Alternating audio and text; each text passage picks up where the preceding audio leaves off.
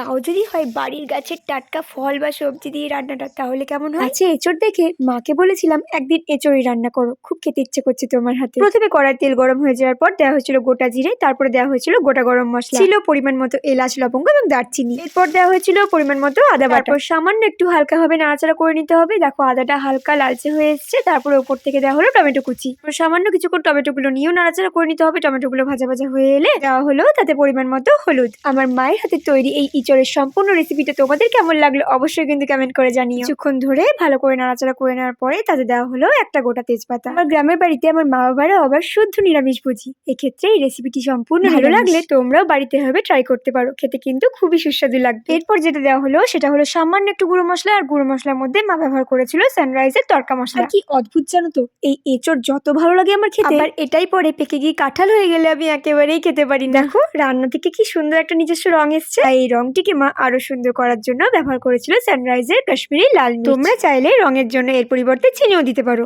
এরপর সেদ্ধ করে রাখা আলু এবং ইঁচড় গুলো কড়াইতে দিয়ে দেওয়া হলো। তোমরা যারা চাও সেটা তেলেও কষতে পারো, কিন্তু আমি যেহেতু তেলটা কম খাই সেজন্য মাকে বলেছিলাম তুমি সেদ্ধ করেই করো। আলু এবং ইঁচড়টি কড়াইতে কিছুক্ষণ হলেও যেহেতু কষতে হবে, সেই জন্য আলু এবং ইঁচড় সেদ্ধ করেই কিন্তু কড়াইতে দিতে হবে। আর ইঁচড় যেহেতু সেদ্ধ হতে অনেকক্ষণই সময় লাগে, সেজন্য এটাকে ভালো করে কষে নিতে হবে। কষে নেওয়ার পরে এখানে পরিমাণ মতো জল দিয়ে দেওয়া হলো।